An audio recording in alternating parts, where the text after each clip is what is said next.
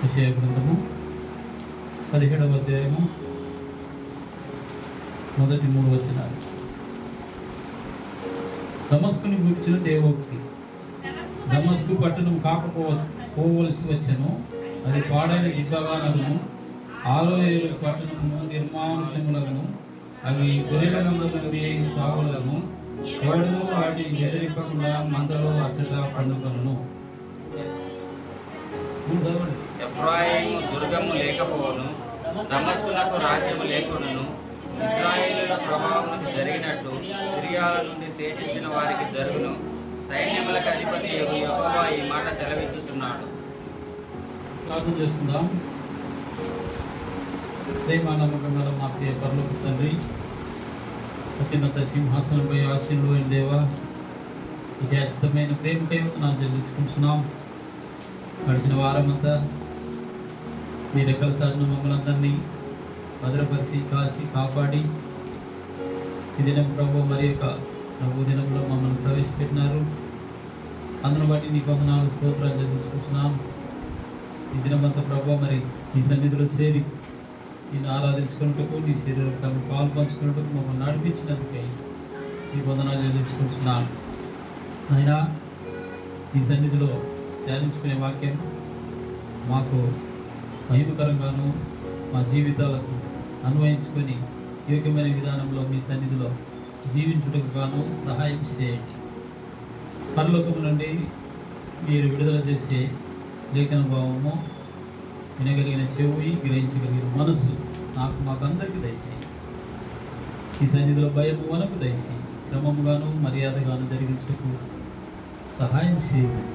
యేసుక్రీస్తు ప్రభు నామమున ప్రార్థించి వేడుకుంటున్నాం తండ్రి, ఆమేన్. ఏమైనటువంటి దేవుని బిడ్డలారా, మన కొన్ని వారాల నుంచి ఈ యెషయా గ్రంథము నుండి మనం చదువుకుంటూ వాక్యాన్ని ధ్యానించుకుంటూ వస్తున్నాం. ఎందుకు అని అంటే, దేవుడు నాకు బయలుపరిచినటువంటి ఈ యొక్క యెషయా గ్రంథము 12వ అధ్యాయం నుండి 18వ అధ్యాయం వరకు అది వాక్య పరిచర్య చేయాలని చెప్పి దేవుడు బయలుపరుస్తూ వచ్చిన దాన్ని బట్టి మరి ఈ పరంపర కొనసాగుతూ ఉంది. ఈ దినము మనం చూసినట్లయితే దమస్కును గూర్చిన దేవోక్తి. దమస్కు పట్టణం కాకపోవలసి వచ్చిన, అది పాడైన దిబ్బగాను, ఆరోయేరు పట్టణములో నిర్మానుషములగును, అవి గొర్రెల మందలు మేలు తావులగును, ఎవడును వాటిని బెదిరింపకుండా మందలు అచ్చట పండుగను. అంటే ఉగ్రత, దేవుని ఉగ్రత అనేది మనం పోయిన వారంలో దేని మీదకి వచ్చిందని చెప్పాము. పోయిన వారం మోయాబు మీదకి దేవుని ఉగ్రత వచ్చేసింది. మరి ఈ దినము దమస్కు పట్టణం గురించి ప్రభువు తెలియజేస్తున్నాడు. ఇవన్నిటికీ కారణం ఏంటంటే దేవుని యొక్క ఉగ్రత ఆయా పట్టణాల మీదకి, ఆయా దేశాల మీదకి రావటం మనము చూస్తూ ఉన్నాం. ఈ దమస్కు చూడండి, ఇర్మియా గ్రంథంలో మనం చూసినట్లయితే 49వ అధ్యాయము 23వ వచనం నుంచి కొన్ని వచనాలు చూస్తే, ఇర్మియా గ్రంథము 49వ అధ్యాయం. దమస్కును గూర్చిన వాక్కు హమాతును అర్వాదును ప్రియర్తుగిని సిగ్గుపడుచున్నవి. అవి పరవశములాయను, సముద్రం మీద విచారము కలగదు, దానికి నెమ్మది లేదు. దమస్కు బలహీనమాయను, పారిపోవలనని అది వెనుక తీయుచున్నది, వణుకు దానిని పట్టెను. ఇక్కడ మనం చూసినట్లయితే దేవుని బిడ్డలారా, దమస్కును గురించిన వాక్కు ఎవరికి వచ్చింది ఇక్కడ? ఎవరికి వచ్చింది? ఇర్మియా గారికి వచ్చింది. ఇక్కడ అక్కడ ఎవరికి వచ్చింది? యెషయా గారికి వచ్చింది. వీరంతా ప్రవక్తల ద్వారా దేవుడు ముందు ఏమవుతుంది అనేది తెలియజేస్తున్నాడు. ఇవి చూడండి, హామాతును అర్పాదును దుర్వార్త విని సిగ్గుపడుచున్నవి. దేని గురించి విన్నాయి? దేని గురించి? దమస్కును గురించి హామాతు అర్పాదును దుర్వార్త విన్నారు. ఏమిటి ఆ దుర్వార్త అంటే, ఈ దమస్కు పట్టణము పాడైపోయింది, నాశనం అయిపోయింది. చూడండి, అవి పరవశములాయను.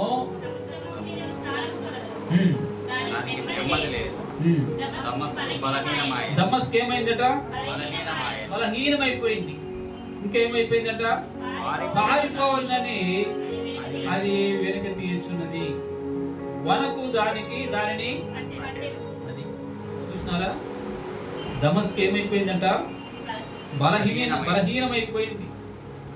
అందులో ఉన్నటువంటి వారందరూ ఏం కావాలనుకుంటున్నారు? పారిపోవాలనుకుంటున్నారు. ఏమైనటువంటి బిళ్ళరా, రాబోయే రోజులలో మరి యుగాంతము అని మనం అనుకుంటున్నటువంటి ఆ సందర్భంలో భూమికి అంతం రాబోతుంది. ఇప్పుడు మనం చూస్తే ఆయా దేశాలను, పట్టణాల గురించి చూస్తున్నాం. అది చివరిగా ఒకటి అది ఏమవుతుందని తెలుసా? భూమి అంతయు నశించిపోతుంది. యుగాంతము జరగబోతుంది. ఏలియన్స్ వస్తారట. ఎక్కడి నుండి? ఏలియన్స్ ఎక్కడి నుండి వస్తారు? ఆకాశంలో నుండి ఏలియన్స్ వస్తారట. వచ్చి ఏం చేస్తారు?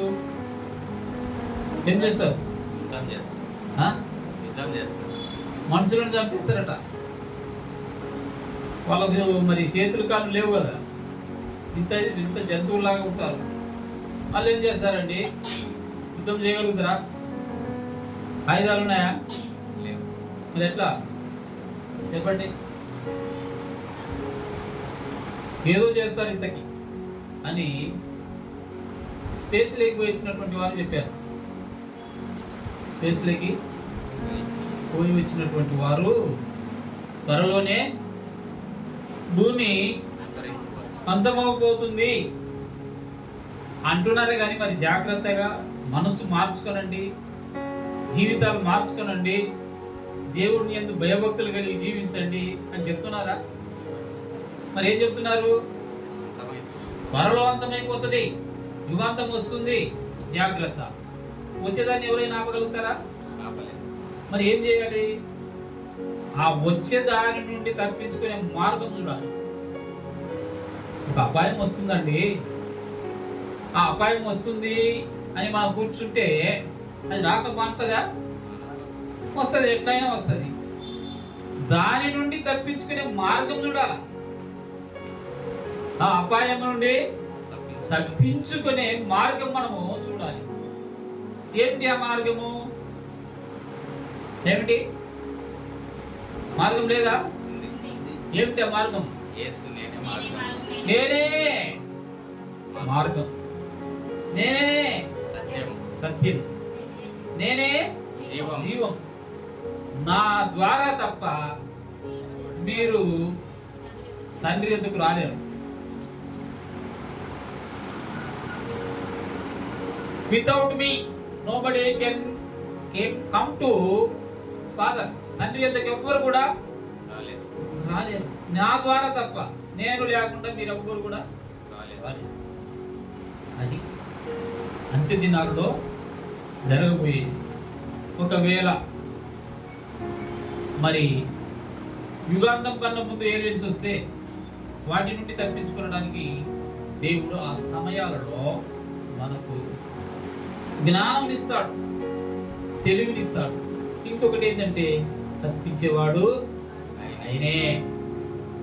తప్పించేవాడు ఆయనే. నన్ను నమ్ముకున్న వాడిని నేను తలగా ఉంచుతా గాని తోకగా ఉంచను అన్నాడు. కాబట్టి మనము ఆయన ఎందుకు విశ్వాసం ఉంచాలి. యుగాంతం రాని, ఇంకొక అంతం రాని, ఇంకొక అంతం రాని, ఏదైనా రాని, ఏది వచ్చినా కూడా మరి ఆయన కనుసన్నుల్లోనే వస్తుంది. ఆయనకు తెలియకుండా ఏదైనా వస్తుందా? కనుక కనిపించేది ఎవరండి? ఆయనే. కాబట్టి దాని నుంచి తప్పించుకునే మార్గము మనకు ప్రభువే. మనకు ప్రభువే. ఏమంటున్నారండి చూడండి. దమస్కుని గురించిన వాక్కు హమాతును అర్పాదును దుర్వార్త విని సిగ్గుపడుతున్నాయి. దుర్వార్త విని ఏమవుతున్నాయి? సిగ్గుపడిపోతున్నారు. మరి ప్రియమైనటువంటి వాళ్ళారా, ఇంకా చూసినట్లయితే చూడండి ఆమోసు గ్రంథము చూడండి. ఆమోసు గ్రంథము 1వ అధ్యాయము 3వ వచనాన్ని మనం చూసినట్లయితే, ఆమోసు గ్రంథము 1వ అధ్యాయము 3వ వచనం చదవండి. యెహోవా సెలవిచ్చినదేమనగా, దమస్కు 3 సార్లు 4 సార్లు చేసిన దోషములను బట్టి నేను తప్పకుండా దానిని శిక్షింతును. చూశారా ఎన్నిసార్లు అంట? దమస్కు 3 సార్లు 4 సార్లు చేసిన దోషములను బట్టి చూశారా తప్పకుండా శిక్షిస్తారు. చూశారు ఈ ప్రవక్తలు ప్రవచిస్తున్నారు. ఎందుకు ప్రవచనము? వారు మారకపోతే ఎన్నిసార్లు అంటే ఇప్పుడు 3 సార్లు 4 సార్లు ఛాన్స్ ఇచ్చాడు దేవుడు మారటానికి. మారకపోతే ఏమైందంట? తప్పకుండా నేను శిక్షిస్తాను. ఉదాహరణకు మనం నీనివే పట్టణాన్ని చూసినట్లయితే, నీనివే పట్టణాన్ని దేవుడు ఏం చేస్తాడు? నాశనం చేస్తాను హెచ్చరించినాడు. యోనా ప్రవక్తను పంపించినాడు. ఆ ప్రవక్త వెళ్ళి నీనివేలో ప్రకటించగానే అందరూ కూడా రాజు మొదలుకొని కింది స్థాయి వరకు ఉన్నటువంటి వాళ్ళందరూ కూడా ఏం చేసినారు? ఉపవాసం ఉండి గోనె పట్ట కట్టుకొని బూడిదను పోసుకొని ప్రార్థన చేశారు. దేవునికి మొరపెట్టారు. వారి మొరను దేవుడు విన్నాడు. వీరి మొరను వినడా? దమస్కులో ఉన్నటువంటి వారి మొర వినడా? వింటాడు. కానీ 3 సార్లు 4 సార్లు దేవుడు వారికి అవకాశాన్ని ఇచ్చాడు మారడానికి. మారు మనసు పొందాలి. నీనివే పట్టణం లాగా రక్షించబడాలి అంటే ఎవరు ముందుకు రాదు. రాకపోతే ఏమవుతుంది? తప్పక శిక్ష. తప్పక శిక్ష. మన జీవితాలలో కూడా దేవుడు మనల్ని హెచ్చరిస్తాడు. హెచ్చరించినప్పుడు ఆ హెచ్చరికను మనము ఖాతారు చేయకపోతే, లేక బేఖాతారు చేస్తే ఏం చేస్తాడు? తప్పక శిక్షిస్తాడు. మన జీవితాలను మనము మెరుగుపరచుకోవడం ఇవన్నీ కూడా దేవుడు మాట్లాడుతుంది. ఈ ప్రవక్తల గ్రంథాలలో రాయబడినటువంటి వాటన్నిటినీ మనకు హెచ్చరికలుగా దేవుడు రాయించున్నాడు. మరి మనం ఏం చేయాలి? మన కాదులే, దమస్కు వాళ్ళకులే, మోయాబు వాళ్ళకులే, యూదులకులే, ఇశ్రాయేలీయులకులే, ఆషేరీయులకులే అని మనం అనుకున్నట్లయితే ఏం ప్రయోజనం చెప్పండి? దేవుడు హెచ్చరిస్తున్నాడు. ప్రియులారా, ఈ అంత్యకాల దినాలలో ప్రభువునందు మనము విశ్వాసములో స్థిరంగా ఉండాలి, నమ్మకంగా ఉండాలి. 40 రోజులు ఉపవాసాలు అంటున్నాం. 40 రోజుల ఉపవాసాలలో ఏం చేస్తున్నామా? మన మోకాళ్ళు ఎక్కడ ఉంటున్నాయి? మన చేతులు ఎక్కడ ఉంటున్నాయి? మన ప్రార్థన ఎక్కడ ఉంటుంది? ఒకసారి పరీక్షించుకోవాలి. ఒకవేళ నువ్వే దమస్కు అయితే 3-4 సార్లు నీకు హెచ్చరికలు వస్తే తర్వాత ఏమవుతుంది? ఒకవేళ నువ్వే మోయాబు అయితే దేవుని శిక్ష నీ మీదకి రాబోతుందని తెలిస్తే ఏమిటి నీ పరిస్థితి? కనుక దేవుడు ప్రవక్తుల ద్వారా మనల్ని కూడా హెచ్చరిస్తున్నాడు. మనం ఆ హెచ్చరికలను ఆహ్వానించాలి, మన జీవితాలకి స్వీకరించి మన జీవితాలను సరి చేసుకోవాలి. ఎప్పటికప్పుడు జీవితాలను సరి చేసుకోవాలి. విశ్వాస జీవితం అంటేనే ఎప్పటికప్పుడు సరి చేసుకోవాలి. సరి చేసుకున్నప్పుడే మన జీవితం మెరుగుపడుతుంది. సరి చేసుకోకపోతే తెలుగులో ఒక సామెత ఉంది, ఎక్కడ వేసిన గొంగలి అక్కడే ఉంటుంది. ఎట్లా పోతుంది అది? ఎవరన్నా తీస్తే పోతుంది. కాబట్టి మనం పేరుకు మాత్రమే రక్షించబడ్డాము అన్నట్టు ఉండకూడదు. దేవుని సన్నిధిలో నీ ఒప్పుకోలు ఏమిటి? దేవుని సన్నిధిలో నీ ఒప్పుకోలు ఏమిటి? చెప్పండి కదా. బాప్తిస్మలో సాక్ష్యం ఇచ్చేటప్పుడు ఒప్పుకోలు ఉన్నది కదా. ఆ ఒప్పుకోలు తగినట్లుగా మన జీవితాలు ఉండాలి. ఆయన సన్నిధిలో పరీక్షించుకోవాలి. పిల్ల 7వ వచనం, యెషయా 17:7. ఆ దినమున వారు తమ చేతులు చేసిన బలిపీఠముల తట్టు చూడరు. దేవతా స్తంభములైనను సూర్య దేవతా ప్రతిమములైనను తమ చేతులు చేసిన దేనినైనను లక్ష్యము చేయరు. మానవులు తమను సృష్టించిన వాని వైపు చూతురు. వారి కన్నులు ఇశ్రాయేలు యొక్క పరిశుద్ధ దేవుని లక్ష్య పెట్టును. ఇక్కడ మనం చూస్తే ఆ దినమున వారు తమ చేతులు చేసిన బలిపీఠముల తట్టు దేవత స్తంభములనైనను సూర్య దేవత ప్రతిమలనైనను తమ చేతులు చేసిన దేనినైనను లక్ష్యము చేయరు. చూశారా ఎలా ఉంటారు? ఛాన్స్ ఇచ్చాడు దేవుడు. ఎన్ని ఛాన్సులు ఇచ్చాడండి? 3-4 ఛాన్సులు ఇచ్చాడు. ఛాన్సులు ఇస్తే మారకపోతే శిక్షిస్తాను. అయితే ఇక్కడ మరి మారినారేమో చూడండి. ఆ దినమున వారు తమ చేతులు చేసిన బలిపీఠముల తట్టు చూడరు. విగ్రహముల తట్టు చూడరు. కనుక 8వ వచనం, మానవులు తమ్మును సృష్టించిన వాని వైపు ఎవరి వైపు చూస్తారంటే ఎప్పుడు?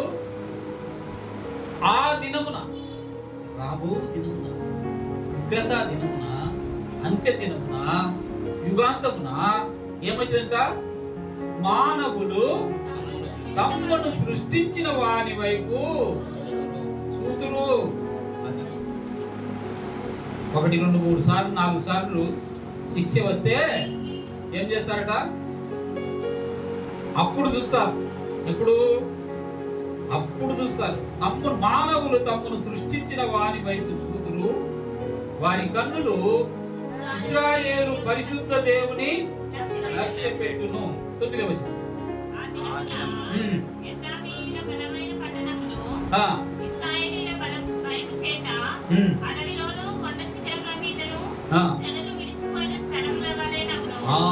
చూసారా?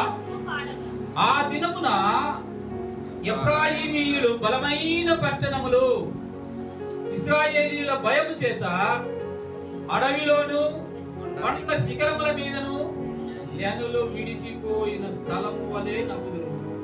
ఆ దేశము ఆడదు. ఇశ్రాయేలీయుల గురించి, ఎఫ్రాయిమీయుల పట్టణంలో గురించి మరి దమస్కు ఏమైతుందంట? ఆ దినము దమస్కు ఏమవుతుంది?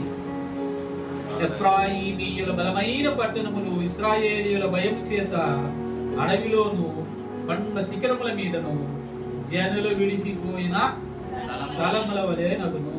ఆ దేశము దీని అంతటి కారణం ఏంటో తెలుసా అండి? ఏంటి కారణం అంటే 10వ వచనం. కారణం ఏంటి? 10వ వచనం చూడండి. నీవు నీ రక్షణకర్తయగు దేవుని మరచిపోతివి, నీ ఆశ్రయదుర్గమైన నీ శైలమును జ్ఞాపకము చేసుకొనలేదు.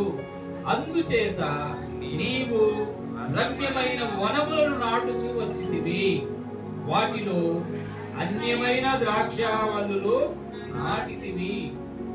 కారణం చెప్తున్నాడు ఇక్కడ. ఏమిటి కారణము అంటే, నీవు నీ రక్షణకర్త అయిన దేవుని మర్చిపోయినావు. ఏం చేసినావు? నీ రక్షణకర్త అయిన దేవుని మర్చిపోయినావు.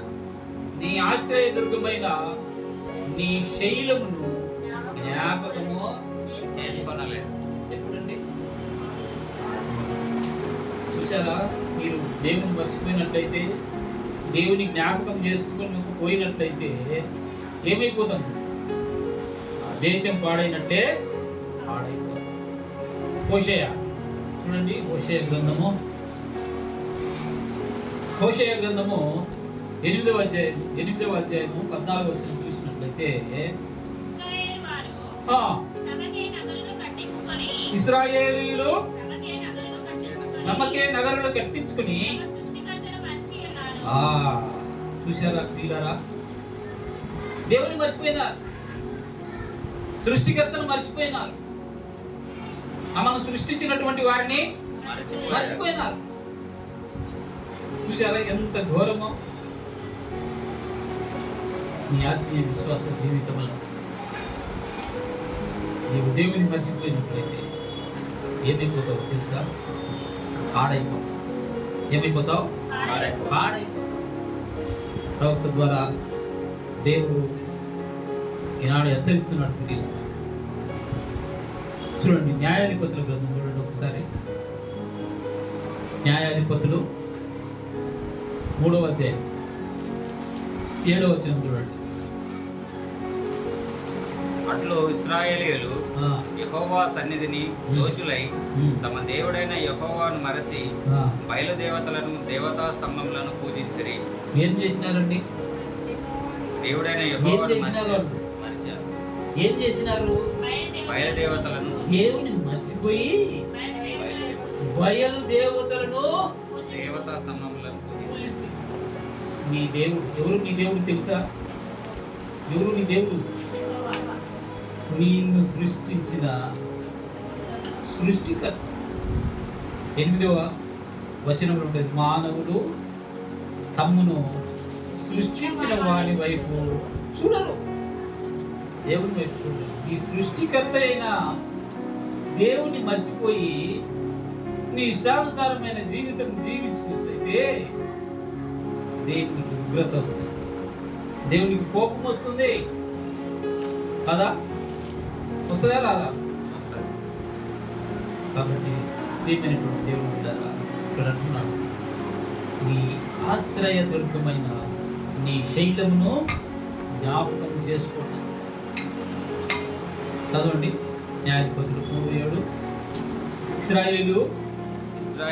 ఇశ్రాయేలీయులు యెహోవా సన్నిధిని దోషులై తమ దేవుడైన యెహోవాను మరచి బయలుదేవతలను దేవతా స్తంభములను పూజించిరి. చూసారా ఏం చేస్తున్నారు?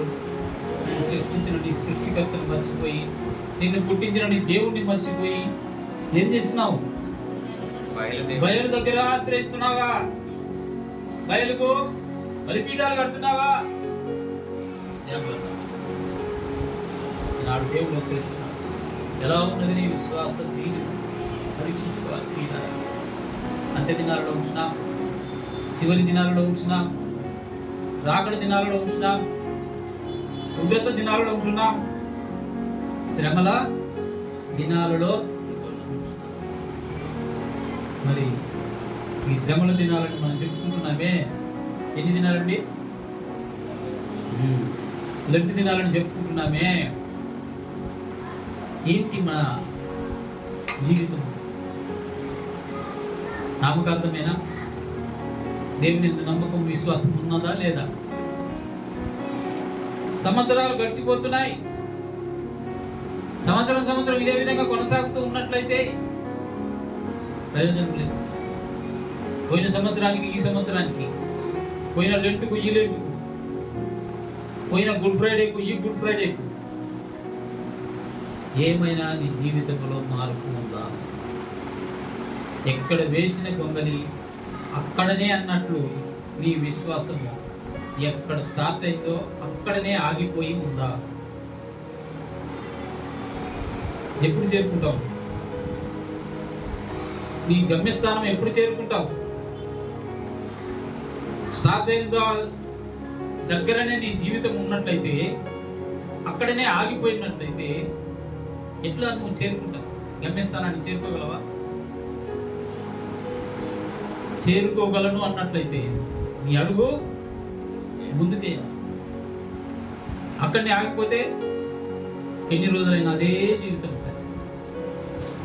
ఎదుగు పొదుగు లేని జీవితం అలాగే ఉండిపోతుంది. అభివృద్ధి లేని జీవితం అలాగే ఉండిపోతుంది.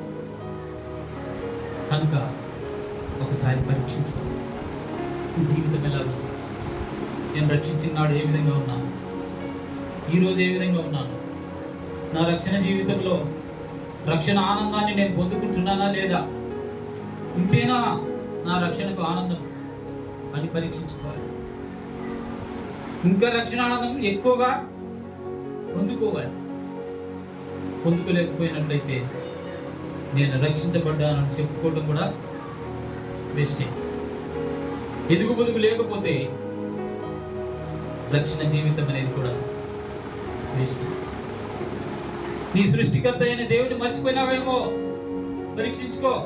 మరి ఏం చేశారట వాళ్ళు?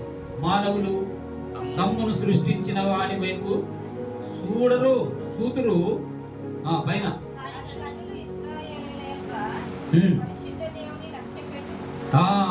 పైన చూడండి, 7వ వచనం.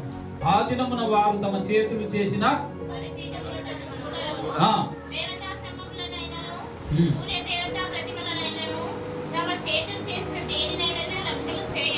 చూసారా ప్రియులారా? దమస్కులో ఉన్నటువంటి వారికి 3-4 సార్లు హెచ్చరికలు వస్తే ఏం చేశారట వాళ్ళు? వారు తమ చేతులు చేసిన బలిపీఠముల తట్టు చూడరు, మానేశారు.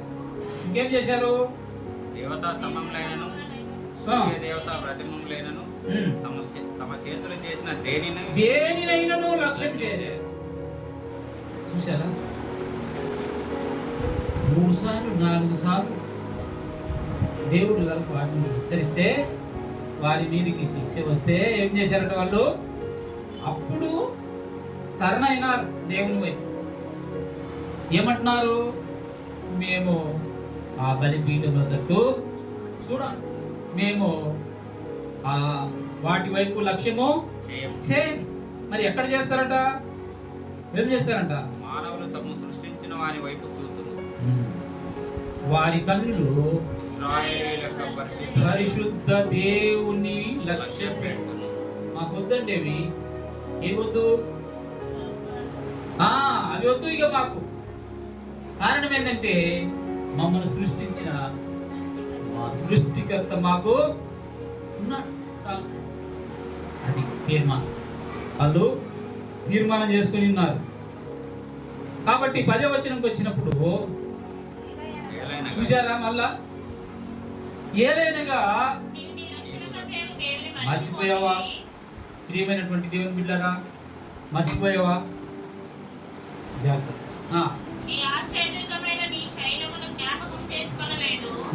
దేవుని నువ్వు జ్ఞాపకం చేసుకోలే, మర్చిపోయినావు. జ్ఞాపకం చేసుకోలేదంటే చాలా చాలా ఇబ్బంది పడాల్సి వస్తుంది. శిక్ష ఇచ్చినప్పుడు ఎవ్వరు కూడా రక్షించలేరు. Nobody can save you on that day. ఆ దినమున నిన్ను ఎవ్వరు కూడా రక్షించలేరు. సో దేవుడు నీకు ఛాన్స్ ఇస్తున్నాడు, అవకాశం ఇస్తున్నాడు, సమయం ఇస్తున్నాడు. ఆయన తట్టు చూడాలని, ఆయన వైపు తిరగాలని, ఆయనను లక్ష్యము ఉంచాలి కదా. రమ్యమైన వనములను నాటుచూ వచ్చితివి, వాటిలో అన్యమైన ద్రాక్ష వల్లులను నాటితివి. యెషయా గ్రంథం 5వ అధ్యాయంలో మనం చూస్తాం. చూడండి, మొదటి నుంచి కొన్ని వచనాలు మనం చూసినట్లయితే అక్కడ చూడండి ఏముంది. చూడండి 5వ అధ్యాయం.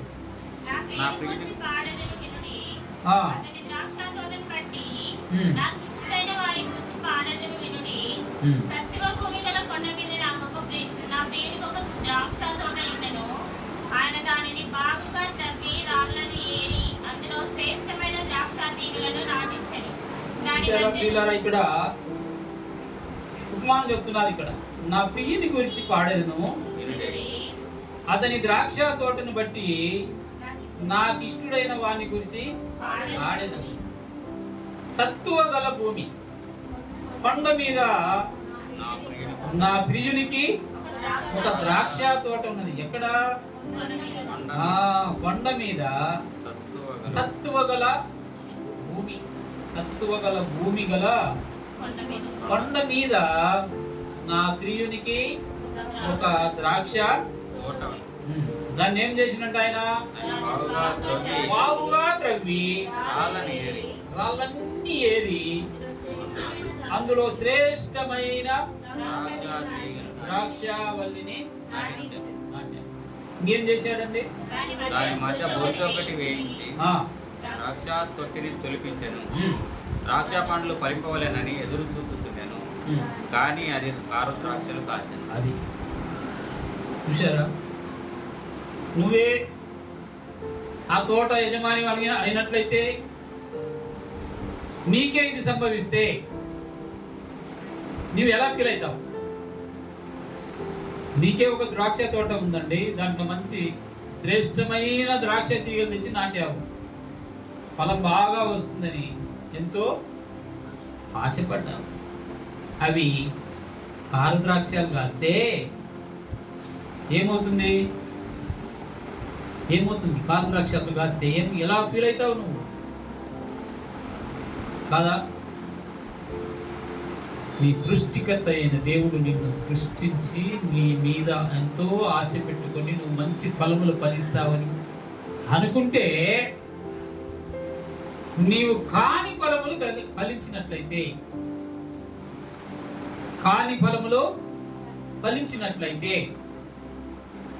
దేవుడు కూడా అదే విధంగా ఫీల్ అవుతాడు. నువ్వు ఆ ద్రాక్ష తోట నిమిత్తం ఏం చేస్తావు? ఆ ద్రాక్ష తోట ఉంచుతావా? ఉంచరు. మరి ఏం చేస్తావు? దాన్ని కొట్టేస్తావు, నక్కల పాలు చేస్తారంట. కింద ఉంటుంది చూడండి.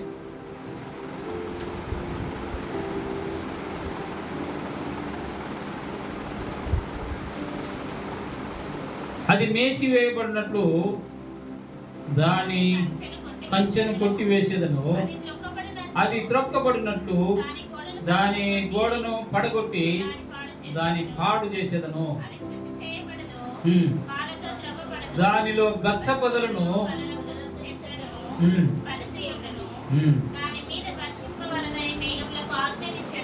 అది చూసారా? అర్థమైందండి? నీలో ఫలం లేకపోతే ఏమవుతుంది? కొట్టి వేయబడతాయి.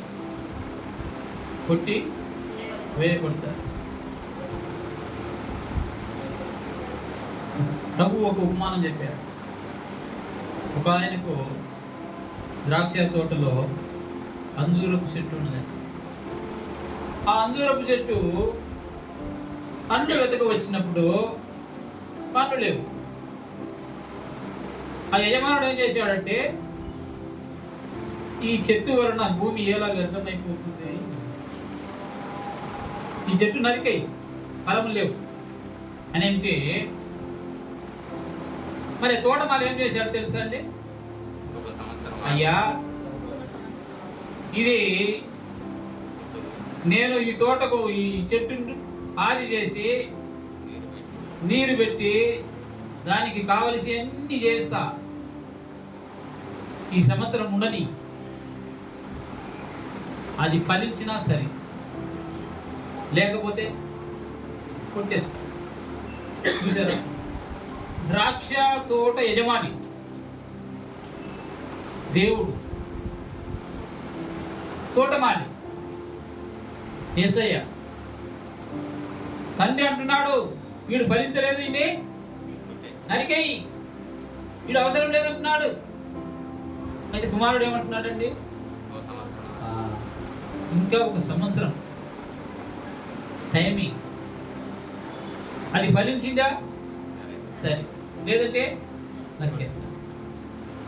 దేవుడు అదే విధంగా ఫలములు లేని వారిని చూసి ఈ చెట్టు నరికేయమంటే, యేసు ప్రభు మనకు మధ్యవర్తిగా ఉంటూ మనం ఫలించాలని మన చుట్టూ ఏం చేస్తున్నాడు? పాది త్రవ్వి, ఎరువు వేసి, మంచి నీరు పెట్టి చూస్తా ఉన్నాడు. అప్పుడైనా ఫలింపకపోతే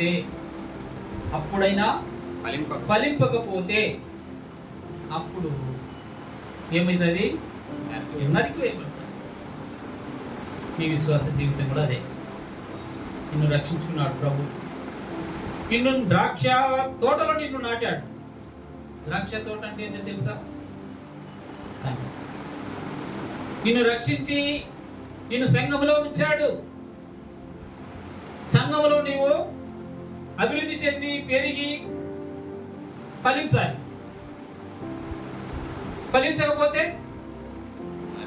నరికేయబడతావు. అయితే నీకోసం నీ దైవ సేవకుడు దేవుని సన్నిధిలో విజ్ఞాపన చేస్తున్నాడు. ఫలించాలండి. అది నీకు తెలియదు, కదా? కాబట్టి ప్రియమైనటువంటి దేవుని బిడ్డలారా, దేవుడు దేవుని సన్నిధిలో నీ ఫలం లేకపోతే దానికి రెస్పాన్సిబుల్ గాడ్ సర్వెంట్స్. అందుకే ఆయన రెస్పాన్సిబుల్ తీసుకొని ఏమంటున్నాడు? నేను రవి ఎరువు వేసి నీరు పెట్టి చూస్తున్నాను, ఫలించినా సరే. నీకోసం నీ దైవ సేవకుడు చేస్తున్నటువంటి పని అదే. సంఘంలో నువ్వు ఫలించాలని, బహుగా ఫలించాలని దేవునికి మొరపెడుతున్నాడు. నీ కొరకు ప్రార్థన చేస్తున్నాడు, విజ్ఞాపన చేస్తున్నాడు. దేవుడు లెక్క పెట్టకపోతే ఛాన్స్. దమస్కు పట్టణస్తులకు 3 సార్లు 4 సార్లు ఛాన్స్ వచ్చింది. నీకు కూడా ఛాన్స్ ఇచ్చినా ఆ ఛాన్స్ను నువ్వు పోగొట్టుకున్నట్లయితే చాలా ఇబ్బంది. కనుక అంత్య దినాలలో నీ జీవితాన్ని పరీక్షించుకోవాలి. ఈ దమస్కు గురించి మనం చూడాల్సి వస్తే రండి, అపోస్తల కార్యక్రమం మనం చూస్తాం. 9వ అధ్యాయంలో ఈ దమస్కు దాని పరిస్థితులు ఇక్కడ. ఆ దమస్కు వేరే, పాత నిబంధనలో దమస్కు వేరే అంటే అది వేరే, పట్టణం వేరే అని కాదండి. ఆ పరిస్థితులు వేరే, ఇక్కడ ఉన్న పరిస్థితులు వేరే. ఈ పరిస్థితులు ఏంటి అనేది మనం చూస్తే 9వ అధ్యాయం మనం చూస్తే 9వ అధ్యాయం మొదటి వచనం చూడండి. సౌలు ఇంకను ప్రభు యొక్క శిష్యులను బెదిరించుటకును హత్య చేయుటకును తనకు ప్రాణాధారమైనట్టు ప్రధాన యాజకుని యొద్దకు వెళ్ళి, ఈ మార్గమందున్న పురుషులనైనను స్త్రీలనైనను కనుగొని ఎడల ఆ. వారిని బంధించి యెరూషలేమునకు తీసుకుని వచ్చుటకును దమస్కులోని సమాజముల వారికి పత్రికలిమ్మని అడిగాను. అతడు ప్రయాణం చేయొచ్చు దమస్కు దగ్గరకు వచ్చినప్పుడు అకస్మాత్తుగా ఆకాశం నుండి ఒక వెలుగు అతని చుట్టూ ప్రకాశించెను. అప్పుడు అతడు నేల మీద పడి, సౌలా సౌలా, నీవేళ నన్ను హింసిస్తున్నావని తనతో ఒక స్వరము పలుకుట వినెను. ఆగండి, ఇక్కడ మనం చూస్తే ఈ సౌలు పౌలుగా మారకన్నా ముందు ఏం చేసేవాడంటే ఈ మార్గంలో నడుస్తున్నటువంటి వారు, ఏ మార్గము? దమస్కు మార్గములో, ప్రభువు మార్గములో నడుస్తున్నటువంటి వారిని, వారు పురుషులైనా స్త్రీలైనా ఏం భేదం లేదు. ఈ మార్గంలో ఎవరైతే నడుస్తున్నారో వారిని పట్టి తెచ్చి వారిని హింసిస్తున్నాడు. ఎక్కడ పట్టి ఎక్కడికి తీసుకొస్తున్నాడు? ఆ ప్రాంతాల్లో ఉన్నటువంటి వారిని పట్టి తీసుకొస్తున్నారు. ఇప్పుడు ఇంకొక పట్టణం అతనికి మిగిలింది. ఏంటది? దమస్కు పోయి తీసుకురావడం కొరకు యెరూషలేముకు పోయి ఒక అధికార పత్రం తెచ్చుకున్నాడు ప్రధాన యాజకుల దగ్గర నుండి. దమస్కుకి వెళ్ళి దమస్కులో ఈ మార్గంలో ప్రయాణిస్తున్నటువంటి వారిని, అంటే ఈ మార్గం అనుసరిస్తున్నటువంటి, ఏ మార్గము? క్రీస్తు మార్గమును అనుసరిస్తున్నటువంటి వారిని పట్టి తెచ్చి హింసించడం కొరకు ఒక పర్మిషన్ ఎక్కడి నుండి? ప్రధాన యాజకుల యుద్ధ నుండి మరి పత్రికలు పని అడుగునాకి వెళ్తున్నాడు. ఇతకి ఈయన దేవురు ఈయనది తార్సు, ఈయనది తార్సు వాడైన సౌలు. రండి, ఇక్కడ దమస్కు మార్గమున ప్రయాణం చేస్తున్నటువంటి అతనికి అకస్మాత్తుగా ఏమైందో తెలుసా? ఆకాశం నుండి ఒక వెలుగు వచ్చేసింది. ఒక వెలుగు వచ్చేసి అప్పుడు ఆ వెలుగును చూసి కింద పడిపోయినాడు. వెలుగును చూసి కింద పడిపోయినాడు. కింద పడిపోతే అప్పుడు అతనికి ఒక స్వరం, అక్కడ నుండి స్వరం వినిపిస్తుందండి. ఏమని వినిపిస్తుంది? సౌలా సౌలా, నీవేళ నన్ను హింసించుచున్నావు అని స్వరం విన్నాడు. స్వరం విని ఏమన్నాడు తెలుసా అండి? ప్రభువా, చూశారా? ఆయన ప్రభువు మార్గములో వెళ్తున్నటువంటి వారిని, నడుస్తున్నటువంటి వారిని, అనుసరిస్తున్నటువంటి వారిని పట్టి తేవడానికి పర్మిషన్ పొందుకున్నటువంటి వాడు ఇప్పుడు ఏమంటున్నాడు తెలుసా అండి? ప్రభువా అని అంటున్నాడు. చూశారా? ఎవరైనా నువ్వు అనలే, ఏమన్నాడు? ప్రభువా నీవెవడు అని ఎంతో వినయంగా అడుగుతున్నాడు. అప్పుడు ప్రభు అన్నాడు ఏమని? నీవు హింసించుతున్న యేసును నేనే. నిజంగా ఆయన యేసుని హింసిస్తున్నాడా? సౌలు ఈ మార్గంలో వెళ్తున్నటువంటి వారిని పట్టి తెచ్చి కొట్టి హింసించినటువంటి వాడు ఎవరిని హింసిస్తున్నాడు?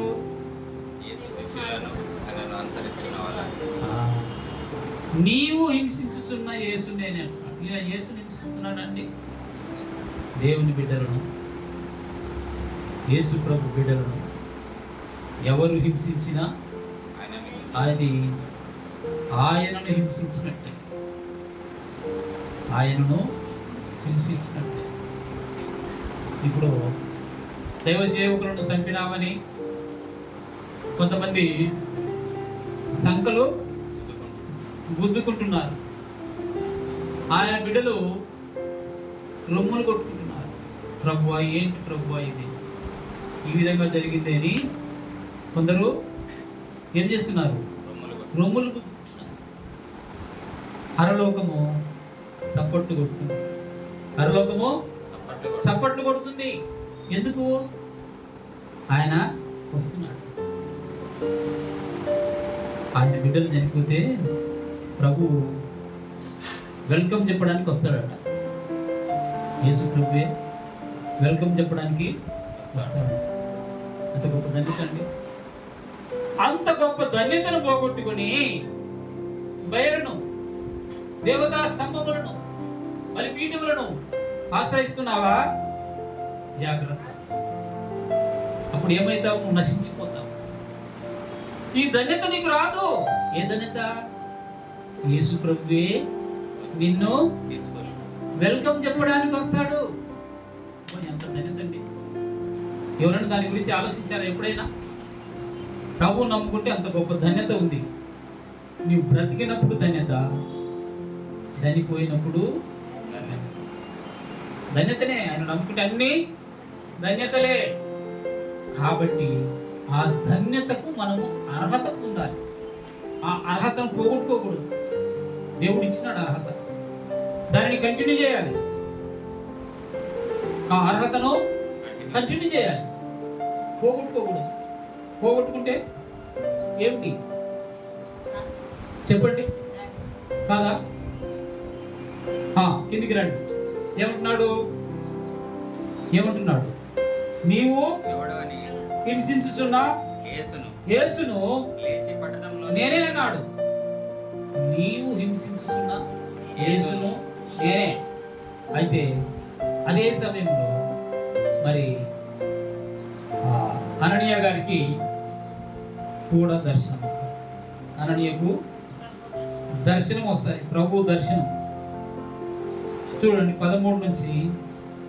అందుకు అననీయ, ప్రభువా ఈ మనుషుడు యెరూషలేములో నీ పరిశుద్ధులకు ఎంతో కీడు చేసి ఉన్నాడని అతని గురించి అనేకుల వలన నేను విన్నానయ్యా. ఇక్కడను నీ నామమును బట్టి ప్రార్థన చేయి వారందరినీ బంధించుటకు అతడు ప్రధాన యాజకుల వలన అధికారం పొంది ఉన్నాడని ఉత్తరమిచ్చిన. మరి దేవుడు ఏమంటున్నాడు చూద్దామా? అందుకు ప్రభువు నీవు వెళ్ళు, అన్యజనుల ఎదుట, రాజుల ఎదుట, ఇశ్రాయేలు ఎదుట నా నామము భరించుటకు ఇతడు నేను ఏర్పరచుకుని సాధనమై ఉన్నాడు. చూశారండి? ఇప్పుడేమో సంకల్పం గుర్తుకున్నటువంటి వారిని రేపు దేవుడు పట్టేస్తాడు. దేవుడు ఏం చేస్తాడు? కట్టుకుంటాడు. దేనికి? ఒక సాధనముగా. పౌలు గారికి యేసు ప్రభు వచ్చిన శ్రమలు వచ్చినాయి. ప్రభు అనుభవించినటువంటి శ్రమలన్నీ కూడా పౌలు అనుభవించినాడు. చూసారా? తర్వాత చూడండి. అందుకు ప్రభు ఇతడు నా సాధనమై ఉన్నాడు. ఇతడు నా నామము కొరకు ఎన్ని శ్రమలు అనుభవించవలెనో నేను అతనికి చూపుదునని ఇతనికి చూపుదునని అతనితో చెప్పాడు. అననీయ ఆ టైంకి వెళ్ళి ఏం చేసినాడు? వెళ్ళి ఆ ఇంట ప్రవేశించి అతని మీద చేతులుంచి, సౌలు సహోదరుడా, నీకు వచ్చిన మార్గంలో నీకు కనబడిన ప్రభు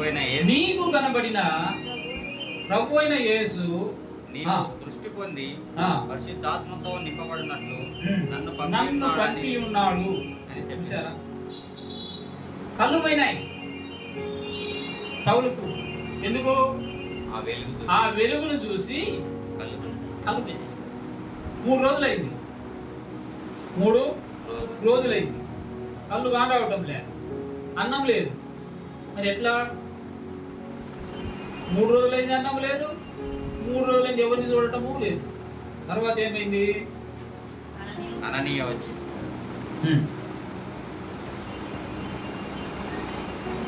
అప్పుడే అతడి కన్నుల నుండి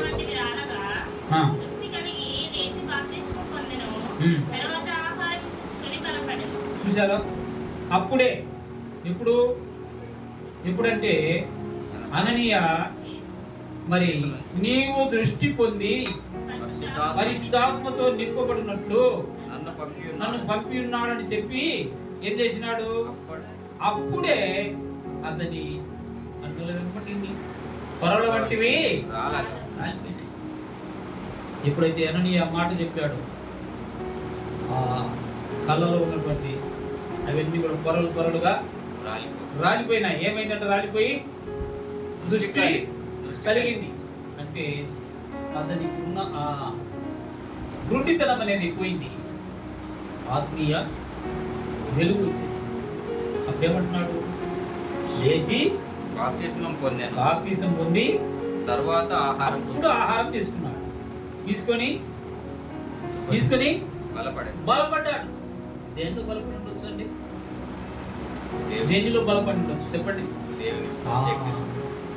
క్రీస్తునందు బలము పొంది ఆయన సేవ పరిచర్యకు పిలువబడ్డాడు. పిమ్మట అతడు దమస్కులో ఉన్న శిష్యులతో కూడా కొన్ని దినములు అక్కడ ఉన్నాడు. అప్పుడు ఏం చేస్తున్నాడు? ఇప్పుడు దాకా ఎవరికైతే శ్రమ పెట్టాడో, ఎవరికైతే హింసలు కలుగజేశాడో అక్కడ వీరికి తెలియజేస్తున్నాడు. ఏం చేస్తున్నాడు? దేవుని గురించి ప్రకటిస్తూ వచ్చినాడు. వినిన వారందరూ ఏం చేసినారు? స్టన్ అయిపోయినారు. అందరూ కూడా వినిన వారందరూ యెరూషలేములో ఈ నామమును బట్టి ప్రార్థన చేయ వారందరినీ నాశనం చేసిన వాడు కాడా ఇతడు?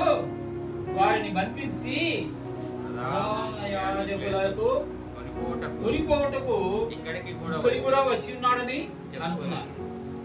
చూసారా మార్పు అనేది? రెండు ఉన్నాయండి, బిఫోర్ బ్యాప్టిజం, ఆఫ్టర్ బాప్టిజం. బాప్తిస్మం పొందక మునుపు సౌలు కదా ఎలా ఉన్నాడు? నేను పూర్వము హింసకుడను, దూషకుడను, హానికరుడను అని చెప్తూ వచ్చాను. ఇప్పుడు క్రీస్తు కొరకు వాడబడుతున్న ఒక సాధన. ఈ జీవితంలో కూడా రెండు ఉంటాయి. మొదటిది ఏంటి? బిఫోర్ బ్యాప్టిజం సేస్ అంటే నీవు రక్షణ పొందక మునుపు, బాప్టిజం తీసుకోకన్నా ముందు నీ జీవితం ఎలా ఉంది? తీసుకున్న తర్వాత నీ జీవితం ఎలా ఉంది అనేది అతను కాదండి చెప్పింది. ఎవరు చెప్పారు?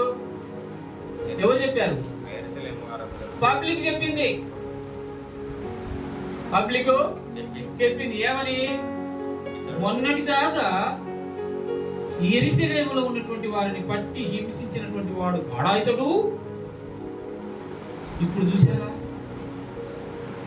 ఏ దేవుడిని అయితే వీళ్ళు అంగీకరించొద్దన్నారు ఆ దేవుడిని గురించే చెప్తున్నాడు ఇతను అని చెప్పారు. అది సాక్ష్యం అండి. ఈ జీవితంలో కూడా రక్షించబడకన్న ముందు నీ జీవితం ఎలా ఉన్నదో, రక్షించబడిన తరువాత నీ జీవితం ఎలా ఉందో నువ్వు కాదు చెప్పాల్సింది. నువ్వు కాదు చెప్పాల్సింది. మరి ఎవరు చెప్పాలి? పబ్లిక్ చెప్పాలి. పబ్లిక్ చెప్పాలి.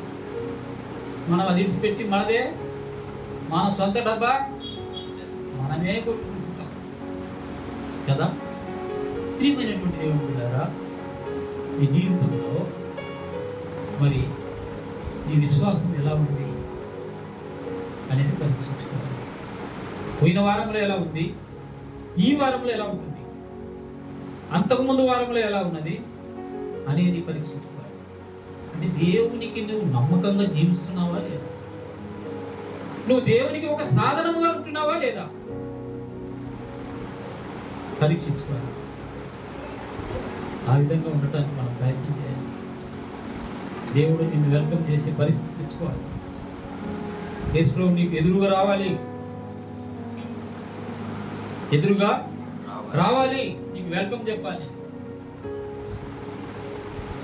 పరలోక రాజ్యంలో లేక అప్పటిదాకా ఆ యొక్క పరదైసులో నీకు మంచి విశ్రాంతి కలిగజేసి దేవుడిగా అది కావాలన్నా, లేకపోతే నిత్యము మండుతున్నటువంటి అగ్ని గుండములో కాలుతూ యాతన పడుతూ కేకలు వేస్తూ ఏడుపులు వేస్తూ అగ్ని ఆరక పురుగు సావక ఆ విధంగా మన జీవితం ఉండకూడదు.